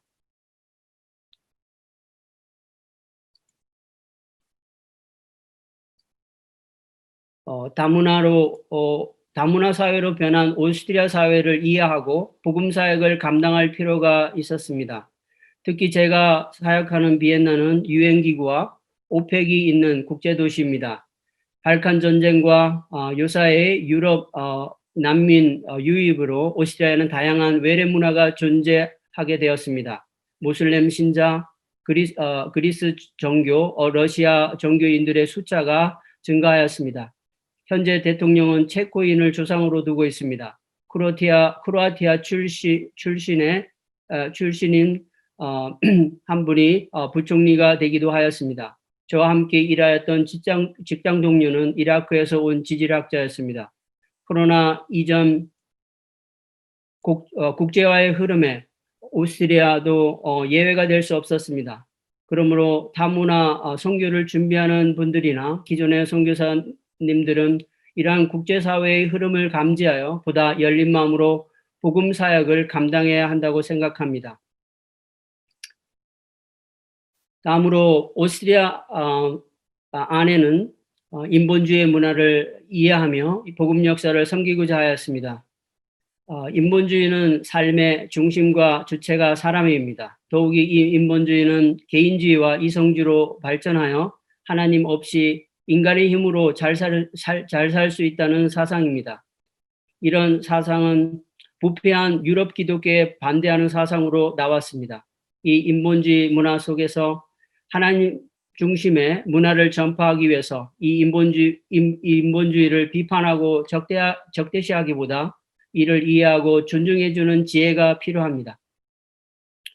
인본주의 양들의 약점은 바로 이성입니다. 무조건 복음으로 그들을 강압하기보다 말씀에 기초한 성경 공부로 그들의 내적인 의문을 풀도록 도와주어야 합니다. 이 인본주의 문화에는 이분법적으로 신자와 불신자만이 존재하는 것이 아니라 무신론자, 불가지론자, 회의론자 등이 존재함을 잘 인식할 필요가 있습니다. 사실 오스트리아 사회, 전반적인 유럽 사회에는 인본주의의 악한 뱀이 또아리를 틀고 있습니다. 저는 현지 양을 돕다가 양들의 인본주의에 대한 복음적인 지혜가 없어 제자 양성을 하지 못한 경험이 있습니다. 선교사는 가르칠 뿐만 아니라 들어주고 사랑을 보여주어야 합니다. 오스트리아 사람들은 오랜 기독교 역사 가운데 이중적이고 강압적인 교회 지도자들, 목회자들을 경험했습니다. 오스트리아인들은 가르침을 일방적으로 받는 것을 싫어합니다. 선교사들이 자신들의 목소리를 들어주길 원하고 100마디 말보다 목회자들의 사랑의 실천을 보길 원합니다. 곧 복음의 능력을 보길 원합니다. 특히 저희 UBF 선교사들은 물질 자립을 위해 현장에서 양들과 함께합니다. 우리에게 자비량하는 일터는 실제적인 선교지라고 할 수 있습니다. 이것의 좋은 예는 사도행전의 사도 바울이 고린도에서 자비량하며 브리스길라와 아굴라를 동역자로 얻은 것입니다. 저 또한 연구소 직장에서 같은 회사 동료로 살기보다 선교사여 목자로 삶의 모범을 보이고자 하였습니다. 하나님의 이를 통해 여러 직장 동료들에게 또 학생들에게 복음을 전할 수 있는 기회를 주셨습니다. 다문화 선교 현장에서 인간적인 편견과 선입견을 버려야 하겠습니다. 복음 역사는 우리 UBF를 통해서만이 일어나지 않는다고 생각합니다. 하나님은 다양한 방법으로 기름 부으심을 받으신 다른 지체들을 통해서 일하고 계십니다. 저는 오스트리아 그라츠에서 복음 사역을 감당하며 놀라운 사실을 목격하였습니다. 제가 주일 예배를 드렸던 한 개신교 교회에서 뜨겁게 신앙생활하며 복음 전파를 위해 기도하는 오스트리아 신자들을 보았습니다. 저는 이전에 오스트리아에는 믿음 있고 살아있는 신앙인들이 없는 줄 알고 있었습니다. 저는 연구소 직장에서 인도에서 온 박사과정 학생을 만났습니다. 그는 인도 제사장 계급인 브라만의 아들이었습니다. 그러나 그에게 복음을 전하고 예배와 수양에 초대하였을 때 하나님의 말씀이 놀랍도록 역사하였습니다. 하나님이 이를 통해 저의 편견을 깨셨습니다. 외적으로 복음에 관심이 없어 보이는 사람도 복음에 갈급한 사람일 수 있습니다. 독일 카톨릭 목회자인 요하네스 하르트는 과거 자신이 그런 사람이었다고 하였습니다. 다문화 선교 현장에서 복음을 전할 때 성령 안에서 예수님의 마음으로 복음 사역을 섬길 필요가 있겠습니다. 마지막으로 다문화 복음 선교를 위한 몇 가지 의견을 말씀드리고자 합니다. 다문화 선교사들은 현지어를 계속 익혀 나가야 하겠습니다. 그렇지 않으면 양들과 자녀 교육자들과 소통을 할 수 없습니다. 또 자녀들의 개인 신앙을 위해 줄기차게 기도하여 이들을 선교 동역자로 얻어야 하겠습니다. 자녀들은 하나님이 주신 첫 번째 양이요. 이들은 다문화 복음 선교의 귀한 동역자요. 역사 계승자들로 쓰임받을 수 있습니다. 또한 선교사들은 자비랑 일터를 실제적인 선교 현장으로 여겨야 하겠습니다. 다문화 복음 사역의 중심에는 현지 목자나 2세들이 되어야 하겠습니다. 초기 선교사들은 복음 사역 이양을 위해 구체적으로 기도해야 하겠습니다. 또 저희 모임에서 다문화 선교사 후보들에게 문화 선교 교육 프로그램을 제공해야 하겠습니다. 이 역시 은퇴하신 시니어 선교사님들이 좋은 역할을 할 수 있다고 생각합니다. 마지막으로 현지화된 복음주의 교회나 선교단체와의 관계성을 잘 맺고 그들의 사역을 겸손히 배워야 하겠습니다. 마지막 한마디, 하나님의 나라가 이 땅 위에입니다. 경청해 주셔서 감사합니다. 다음은 이어서 저희 오스트리아 2세 중 한 사람인 한리디아의 그 인터뷰 그 청취 파일을 공유해 드리겠습니다. 잠시 기다려 주십시오.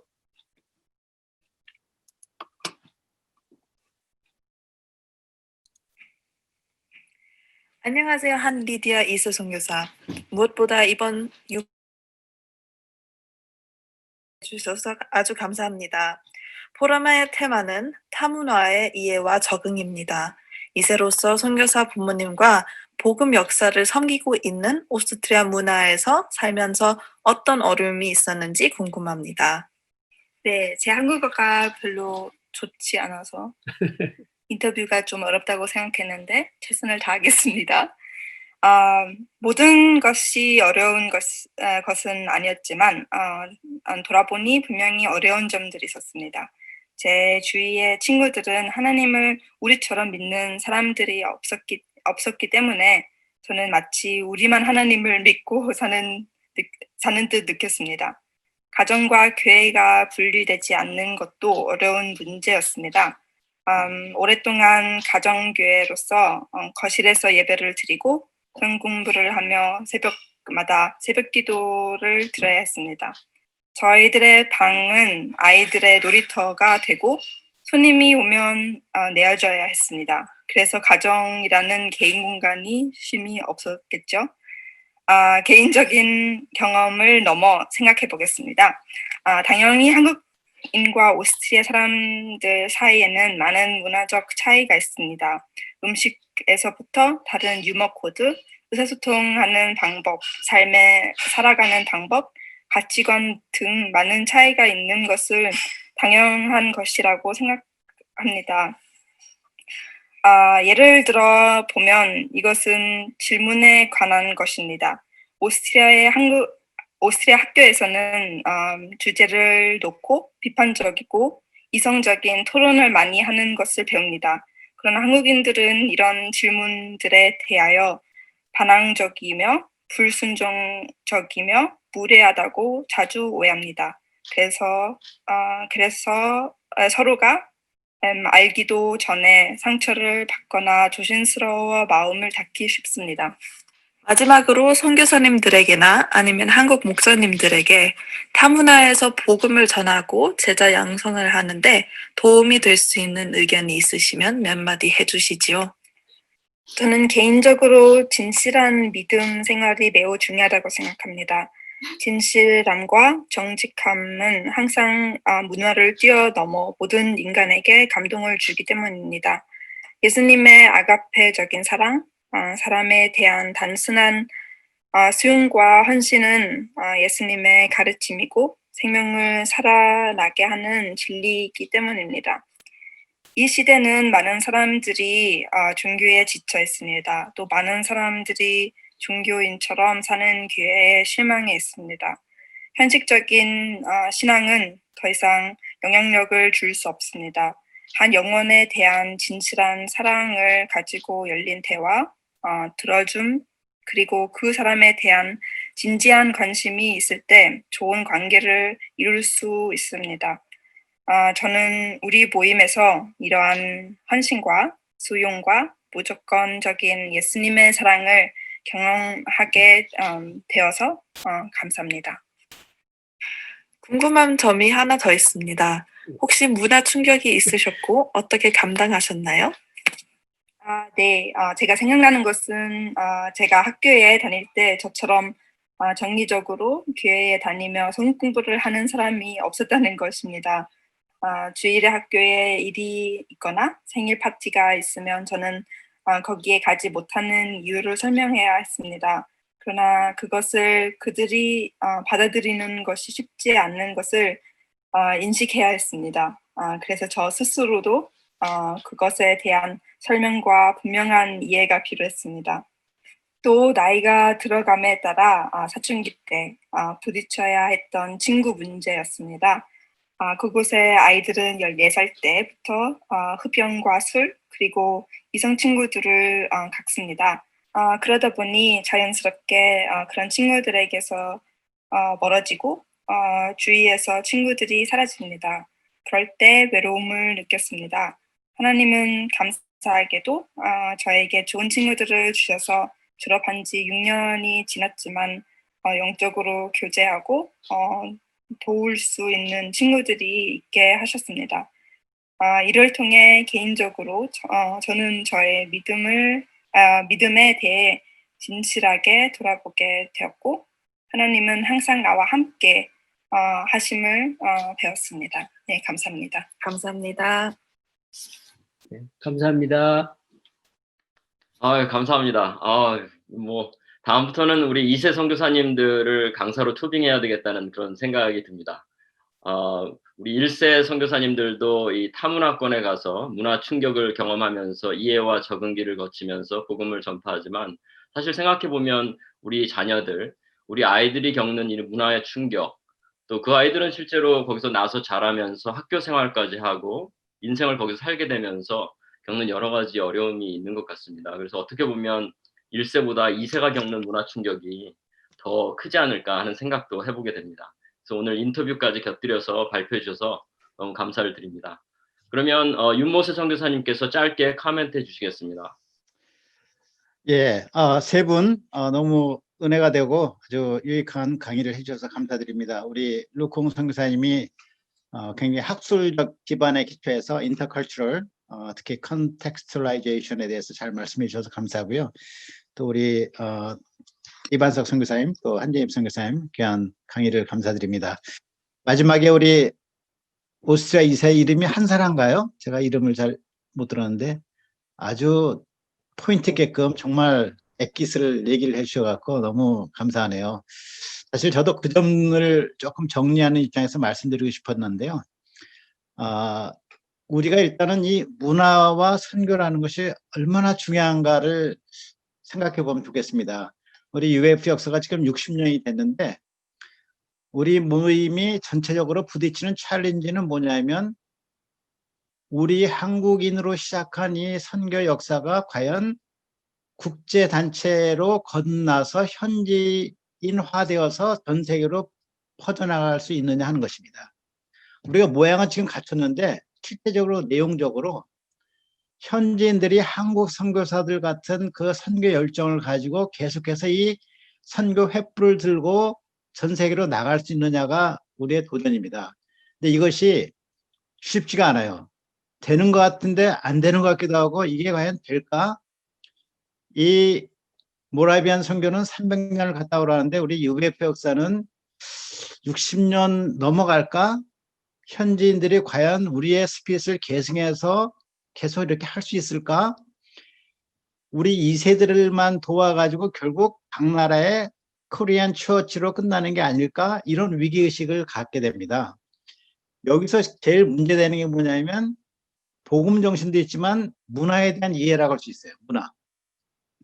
우리가 선교를 하다 보면은 우리식으로 한국식으로 하면서 소위 문화 컬러니즘이 되기 쉽습니다. 문화 컬러나이제이션. 한국식 문화를 이식하고 한국식 문화를 주장하다 보면은 그 현지에서 정말로 그 지성인의 목자가 될 수 있는 제목감들이 남질 못하고 그냥 도움이 필요한 사람들만 우리에게 남게 됩니다. 그런 분들은 정말 장기적으로 볼 때 우리가 정말 우리의 그 제자 타겟은 아니거든요. 그래서 우리는 어떤 부르심이냐면 각 나라 지성인들, 캠퍼스 지성인들을 제자로 세워서 그 나라의 미래의 지도자들로 세우는 것이 우리의 사명 아니겠습니까? 근데 이 지성인들은 굉장히 문화에 대해서 센시티브한 거예요. 우리가 한국 문화를 씹는 것에 대해서 굉장한 거부감을 가지고 있습니다. 우리는 상황하라는 말하고 문화 이런 얘기 지금 하면서도 우리도 알지 못하게 한국적인 마인드를 우리가 갖고 있습니다. 무슨 말이냐면 우리는 마치 절대적인 기준이고 저 사람들을 도와줘야 된다는 상태에서 내가 좀 적응해 준다 이렇게 생각하기 쉬운데 우리 자신도 많은 문화적 문제를 가지고 있는 틀에서 우리가 있는 거예요. 그렇기 때문에 이 우리가 다른 사람을 잘못됐다, 저 틀리다 이렇게 판단하는 것 자체가 과연 저것이 비복음적이냐 비한국적이냐의 차이를 우리 스스로가 분별하기가 굉장히 어렵습니다. 제가 이렇게 말씀드리는 것은 저도 영국 선교를 93년부터 하고 영국 리더 이안하고 폴 목사 2명을 지난 25년간 지금까지 말씀 공부를 하면서 교제를 하고 있는 가운데 느낀 점들인데요. 우리 정말 많이 말씀하셨는데 본부에서도 이 문화에 관련한 프로그램도 만들어야 되고 이것을 어떻게 정말 실제적으로 잘 도울 수 있는가 이런 걸 많이 연구를 해야 될 것 같습니다. 문화에 대한 이해는 어떤 에티켓을 배우고 예절을 지키고 음식을 그들 것을 먹고 언어를 쓰는 건 정도가 아니라 정말로 그 깊은 의식세계에 대한 도전이거든요. 우리 아까 패널리스트가 말씀하셨듯이 우리 깊은 의식세계에 복음을 심어야 되는데 우리도 알게 모르게 한국 문화를 주장하다가 많이 페일되는 경우가 많습니다. 근데 우리가 이 아까 말씀드렸듯이 이것이 비복음적이냐 비한국적이냐를 따지기가 쉽지가 않아요. 그래서 먼저는 우리 자신이 어떤 사람들인 걸 알아야 됩니다.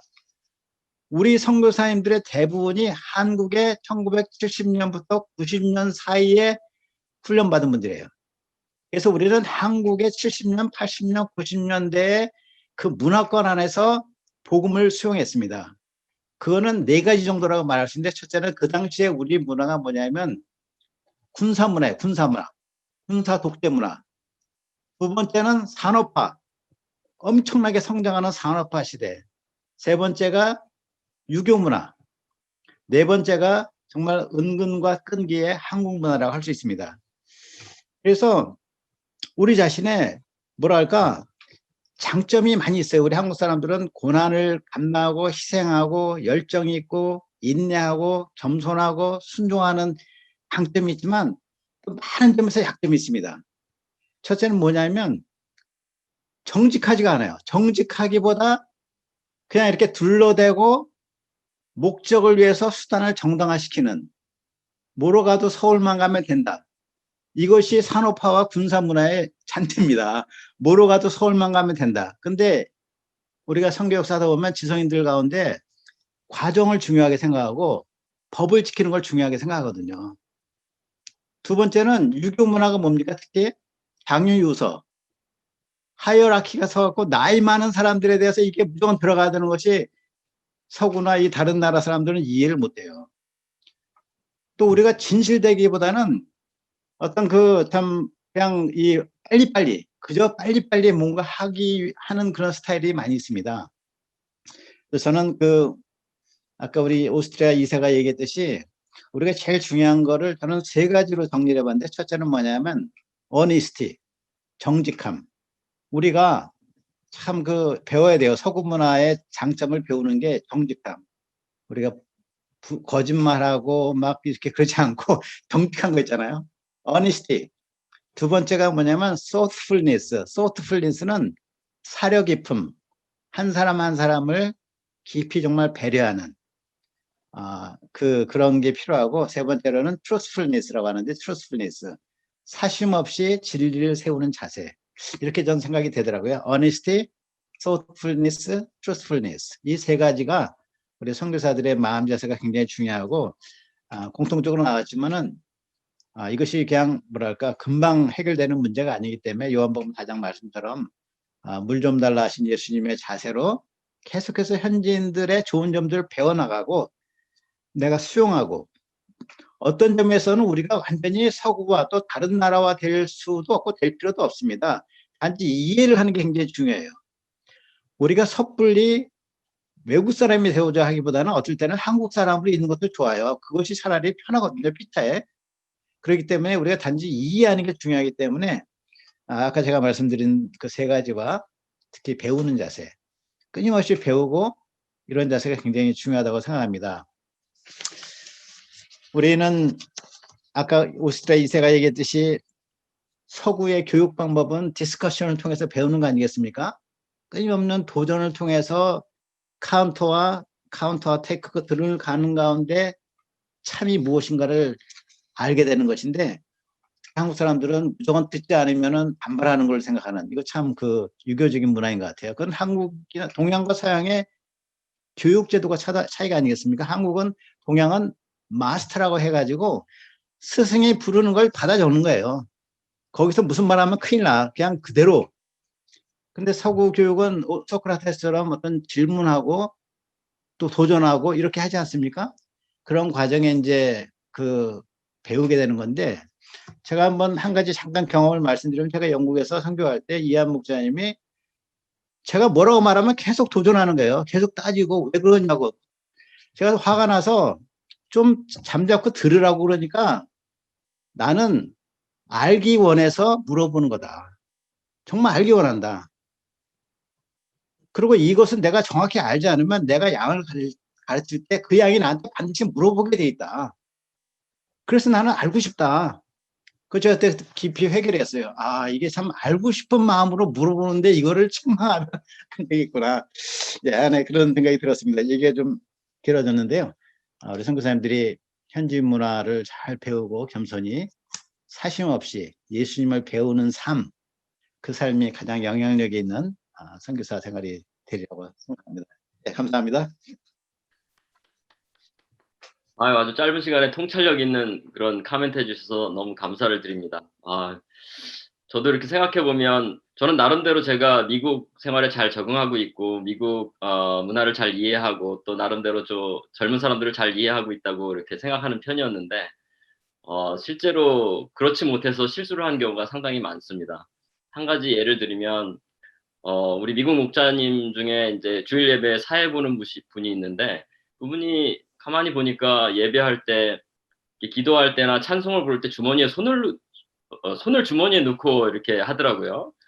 그래서 제가 가만히 관찰해 보다가 하루는 이제 예배가 끝난 후에 정색을 하고 그분을 붙잡고 아니 어떻게 기도하고 찬송을 부르는데 손을 주머니에 넣고 할 수가 있냐고 제가 좀 나무란 적이 있어요. 근데 그때 저한테 나무람을 받는 그 목자님의 표정이 전혀 영문을 모르겠다는 그런 표정인 거죠.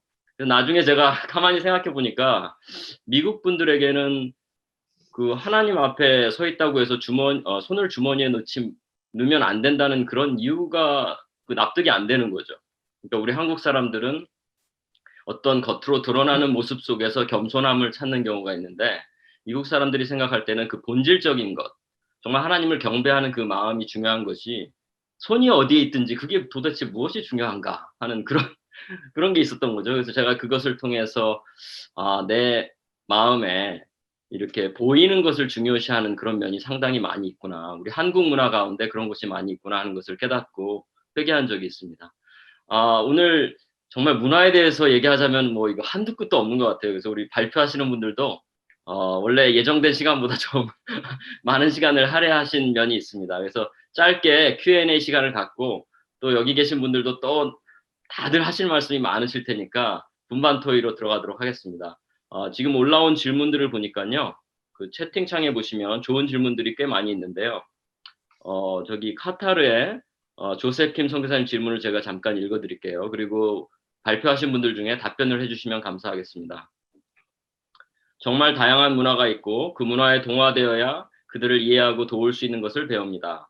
어떤 분은 예수님을 부인하지만 않으면 모두 억셉트하고 수용해야 한다고 했는데 예를 들어서 태국에서의 불교식 인사를 할 때 선교사지만 불교식 인사로 대응해야 하는 등 이런 문제가 있는 것 같습니다. 한 가지 궁금한 것은 타협의 문제인데요.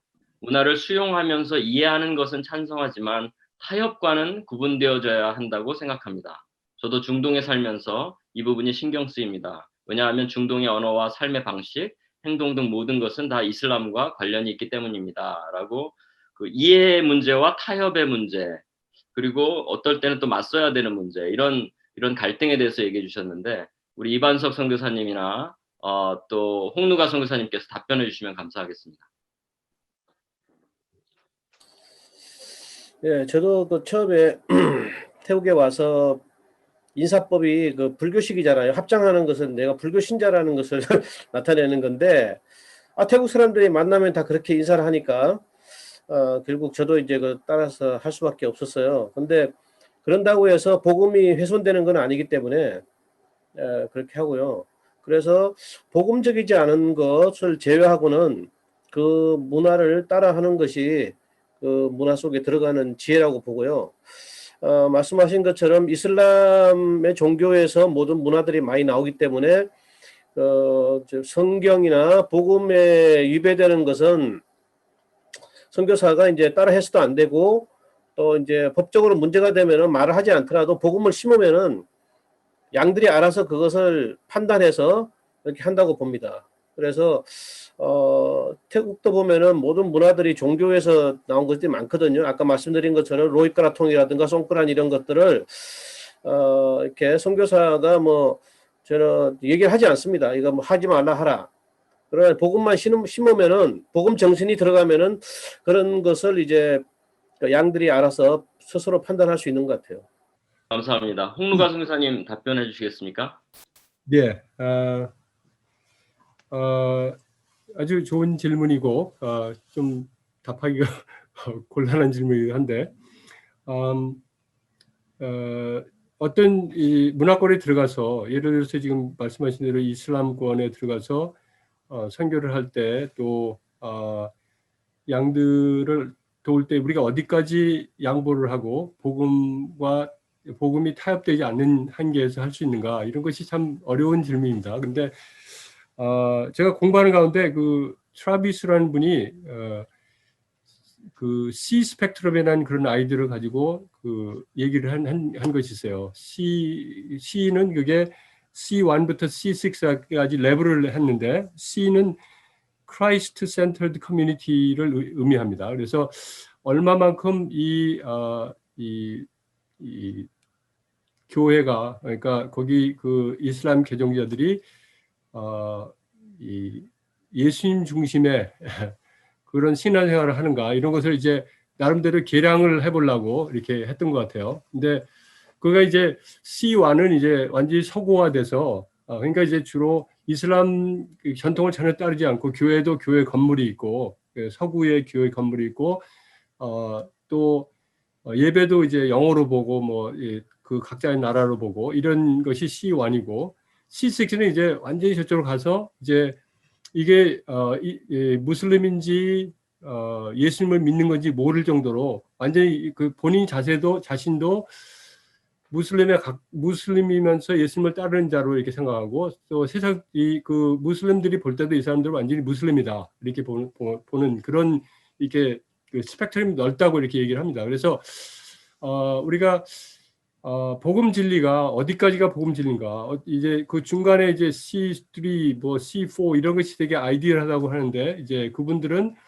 이제 자신을 예수님을 따르는 자, 그리고 기독교인으로 생각을 해요. 그렇지만 이제 그 현지에서는 이 사람들은 약간 이상한 무슬림이다 이렇게 생각하고, 이제 근데 우리가 저는 저 개인적인 생각은 그 무슬림들이 복음을 받아들여서 예수님을 따르고자 하고, 그 문화 안에서 그 생활하는 문화가 이제 뭐 밥도 먹어야 되고, 의복도 뭐 자기 무슬림 형식의 옷을 입어야 될 거 아닙니까? 그러니까 마음에 분명한 믿음이 있으면 괜찮다고 저는 봅니다. 그건 제 개인적인 생각이기 때문에 뭐 다른 분들은 다르게 볼 수 있는데 저는 그렇게 생각하고 있습니다. 네, 감사합니다. 또 하나 질문은 그 기도원 반 선교사님이 물어보신 건데요. 미국의 기도원 반 선교사님께서 물어보셨는데, 우리 본부의 월드 미션 디파트먼트나 아니면 교육부 쪽에 그 이 문화에 대해서, 그 선교지 문화에 대해서 가르치는 이런 교과 과정이 있는지 하는 질문입니다. 지금 홍누가 선교사님께서 위튼 칼리지와 연결된 그런 프로그램도 말씀해 주셨는데, 지금 어떤 것들을 우리 선교사님들이 듣고 또 도움을 받을 수 있는지 누가 좀 얘기해 주시면 좋겠는데, 우리 데이빗 김 선교사님이나 아니면 어거신 서 선교사님도 들어와 계시죠? 두 분 중에 한 분이 좀 답변을 해주시면 좋겠는데요. 교육부에 계신 선생님들이 대답을 해주시면 좋겠습니다. 어거신 선교사님 들어와 계시죠? 예, 저 여기 있습니다. 예, 좀 답변해 주시죠. 예, 감사합니다. 지금 현재 영어로 된 프로그램을 기획하고 있거든요. 당장은 아니지만 다음 가을 정도 현재 지금 잠정적으로 계획은 하고 있는데, 지금 영어뿐만 아니라 다른 특히 이제 한국 선교사님들은 한국말로 필요하기 때문에 좀 이런 부분들을 같이 고려를 해서 정말 중요한 부분인데, 같이 그 선교부와 같이 연계해서 프로그램을 잘 셋업을 하도록 같이 노력을 하겠습니다. 네, 감사합니다. 그 개발하시면서 그런 것들을 좀 잘 홍보해 주시는 것도 좀 중요한 것 같아요. 그래서 이 온라인 포럼이나 또 웹페이지나 이런 것들을 통해서 좀 잘 홍보해 주시면 우리 선교사님들이 그 시기적절하게 이렇게 도움을 받으실 수 있을 것 같습니다. 제가 한마디 해도 되겠습니까? 예, 우리 또 포롱 선교사님이 또 불현듯 나타나셨네요. 네, 한마디 해주시죠. 번개처럼 나타나가지고 또 번개처럼 이렇게 또 한마디 하고 가야겠구만. 그 컬처에 대한 것은 우리가 지금 아직까지 인스트럭터들이 없습니다. 사실은. 그래서 이런 거를 가르치려면은 적어도 마스터 레벨의 그 에듀케이션을 하고 또 선교사를 실제로 한 그런 분들이 이 HQ에 우리 그 어거스틴 선교사님이랑 우리 HQ의 사람들하고 같이 해서 이 코스 디벨로퍼를 하는 과정을 거쳐서 이 코스를 하면 좋겠습니다. 그래서 예를 들어서 이제 이 홍누가 선교사님이 이제 공부를 했다는데 적어도 마스터 디그리 이상을 따시고 그다음에 또 선교의 경험이 있고 제가 보는 케냐의 마균 선교사도 여기 보면은 사람이 아는 게 많거든요. 그런데 그거를 아는 거를 쉐어링할 수 있는 그런 장이 없는데 그리고 저기 타일랜드에 우리 이반석 이 귀한 분도 이 뒤에 보면 책이 이렇게 많이 있지 않습니까? 책이 이렇게 책도 많고 그래서 이런 분들이 좀 이 HQ에 의해서 내가 이런 문화라든지 선교에 대해서 코스를 개발할 의향이 있다. 그걸 좀 얘기를 좀 해주시면은 그러면 이제 어거스틴서나 우리 저희들이 그럼 이거를 어떻게 하려면은 코스를 어떻게 하고 실러버스 어떻게 만들고 그런 거를 잘 할 테니까 그래서 그런 분들이 좀 연락을 하시고 같이 이렇게 인스트럭터 이 리소스를 개발하는데 도움이 주시면 참 좋겠습니다. 예, 감사합니다. 예. 네, 감사합니다. 정말 좋은 제안이신 것 같아요. 사실 생각해보면 우리 UBF 선교사님들처럼 이 현지 문화와 선교에 대한 이해가 또 체험적인 이해가 깊은 분들이 아마 없지 않나 하는 생각이 듭니다.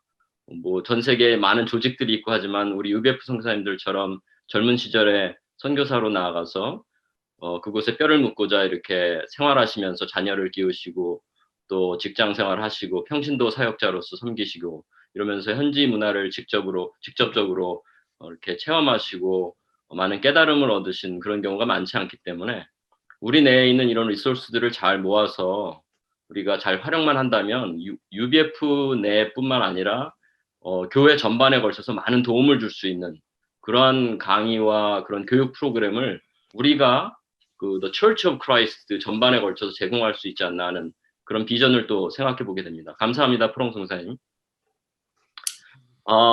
더 좋은 질문들이 또 이렇게 올라온 게 있는데요. 정말 예를 들어서 이제 우바나바 선교사님, 그리스의 우바나바 선교사님께서 여러 가지 질문하셨는데 그 중에 아주 제가 다루고 싶은 거는 소감에 대한 질문을 하셨거든요. 그죠? 우리가 많이 사용하는 소감 발표하는 것이 어떻게 현지 문화와 충돌 없이 계승될 수 있을까요? 라는 질문을 하셨는데 우리가 지금까지는 이제 어떤 나라와 그 민족에 대한 문화를 생각했지만 사실 교회 안에도 문화가 있지 않습니까? 우리 UBF는 UBF의 문화, 또 캐톨릭 교회는 캐톨릭 교회의 문화, 그런 교회의 문화가 또 충돌할 때 그런 곳에서 오는 여러 가지 그 장단점에 대한 이해라든가 복음을 기준으로 해서 판단하는 문제라든가 이런 문제가 있을 수 있을 것 같아요. 그래서 이 문제를 누가 한 분이 짧게 좀 답변해 주시면 감사하겠는데요. 우리가 분반 토의로 넘어가기 전에 우리가 교회 안에서의 문화, 여기서 예를 들자면 이제 소감 발표 같은 것은 우리 UBF의 문화인데요. 그런 것들을 어떻게 좋은 문화라고 생각되는데 잘 계승 발전시킬 수 있을까요? 라는 질문입니다. 오타와의 사무엘 선교사입니다. 네. 소감 발표를 문화에 어떻게 충돌 없이 할 것인가에 대한 문제의식 갖고 계신 것 같은데, 제가 간단하게 말씀드리면은 소감 발표라고 하는 것은 하나님의 말씀을 듣고 우리가 하나님의 말씀을 들은 후에 자연스럽게 반응하는 것이기 때문에 그 반응하는 방법은 이제 우리와 같이 써갖고 발표하는 것도 있고 또 아니면은 이제 오럴리 구두로 발표하는 방법이 있고 그렇기 때문에 그 나라에 맞는 그 문화에 맞게 써서 발표하는 그 문화가 억셉트하면은 그렇게 하고 또 구두로다 하는 그런 문화라고 하면은 그 구두에 맞게 그러니까 하나님의 말씀을 듣고 우리가 자연스럽게 어떻게 반응할 것인가 그것이 소감 발표의 핵심이기 때문에 그 나라의 각자 나라에 맞는 그 문화를 이해를 하면은 어떻게 우리 자신이 또 양들이 그 문화에 합당하게 반응하는 방법을 찾으면은 그 충돌이 없을 거라고 저는 생각합니다. 그러면 마지막으로 우리 에스라 선교사님께서 그 기도 제목 말씀해 주시고 또 다음번 포럼 주제 말씀해 주시고 대표 기도해 주시고 마치겠습니다. 감사합니다. 네, 우리 우바나바 선교사님 말씀하신 그 소감 문제에 대해서는 다음에 한번 우리의 UBF 영적 유산이라는 제목을 한번 좋은 주제로 한번 계속 우리가 깊이 다뤄보도록 하겠습니다. 오늘 세 분 감사드립니다. 귀한 큰 주제였는데 귀한 강의와 또 실제 사역 속에서 우리에게 귀한 예를 보여주신 세 분 진심으로 감사드립니다. 광고 드릴 것은 이번 8차 온라인 포럼 주제는 아까 한재임 선교사님 잘 이제 프레젠트 해주셨는데 저희 가정교회에서의 자녀 교육이란 주제로 8차 포럼을 갖도록 하겠습니다. 저희 한국어 포럼은 매달 첫째 주 토요일입니다. 그래서 2월 6일 첫째 주 토요일입니다. 가정교회 속에서의 자녀교육이라는 주제로 포럼을 갖도록 하겠습니다. 계속해서 기도해 주시고 무엇보다 유모 선교사님께서 대륙별 지부장 수양에 섬기시고 또 신년 하나님의 역사 힘있게 섬기실 수 있도록 계속 기도 부탁드립니다. 메리반 선교사님 레디에이션 테라피 계속 받으셔서 강건함지시도록 위해서 또 기도해 주시면 감사하겠습니다. 오늘 늦은 시간까지 함께 해주시고 포럼 섬겨 주셔서 감사드립니다. 그러면 잠시 기도하고 전체 모임을 마치도록 하겠습니다. 하나님 아버지, 오늘 새해를 시작하면서 저희들이 복음 전도와 또 세계 선교와 문화의 관계성 속에서 하나님의 귀한 지혜를 얻는 모임을 갖게 하셔서 진심으로 감사합니다. 새해 하나님께서 저희들이 문화를 이기고 문화를 적응하고 이런 가운데 하나님의 지혜로 하나님의 말씀이 풍성하게 임한 한 해 될 수 있도록 축복하여 주시기를 간절히 기도합니다. 주님께서 선교일선에서 수고하시는 저희 모든 선교사님들의 심령 속에 하나님의 지혜와 능력으로 새해 큰 승리의 역사에 이룰 수 있도록 축복하여 주시옵소서. 고난 중에 있는 저희 선교사님들 기억하여 주시고 무엇보다 메리반 선교사님 치유와 회복과 코비드-19 속에 회복하시는 모든 선교사님들에게 강건함과 회복 주시기를 간곡히 기도를 드리옵나이다. 감사드리오며 예수님의 이름으로 기도하였습니다. 아멘.